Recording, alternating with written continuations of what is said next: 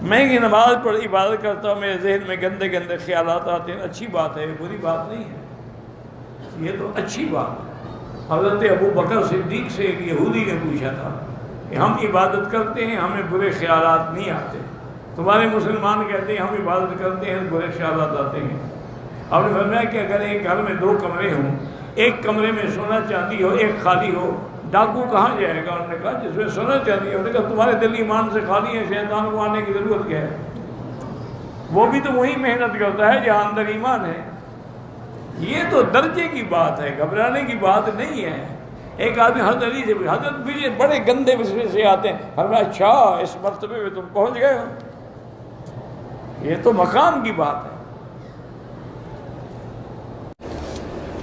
میں جب عبادت کرتا ہوں دل سے گالیاں نکلتی ہیں، نکلنے دو، کب تک نکلیں گی؟ گند ہے، نکل جائے گا، ختم ہو جائے گا۔ لا حول پڑھو، استغفار پڑھو، اعوذ باللہ من الشیطان الرجیم پڑھو۔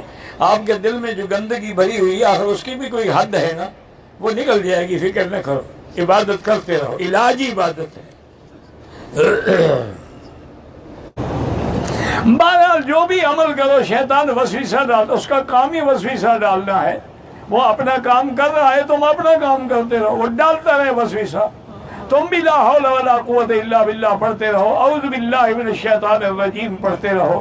اچھا، بعض بزرگوں نے ایک اور چیز لکھی ہے، انہوں نے کہا مثلاً 2 رکعت نفل پڑھ رہے ہو تو شیطان نے وسوسہ ڈالا، تم 2 رکعت اور پڑھو، پھر وسوسہ ڈالا، پھر 2 رکعت اور پڑھو، تاکہ وہ جتنا وسوسہ ڈالتا جائے تم اتنا زیادہ ذکر کرتے جاؤ، پھر کبھی تمہارے قریب نہیں آئے گا۔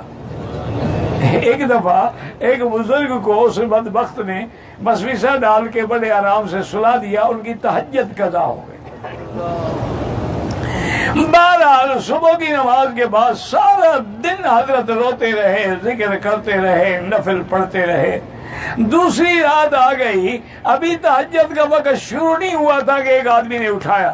آپ نے دیکھا، آپ نے کہا شیطان ہو؟ انہوں نے کہا کہ ہاں۔ کیوں تم نماز گئی؟ انہوں نے کہا کل سارا دن تم نے نمازیں پڑھ پڑھ کے میری کمر توڑ ڈالی۔ میں نے کہا بہتر ہے وہ تہجد ہی پڑھ لے۔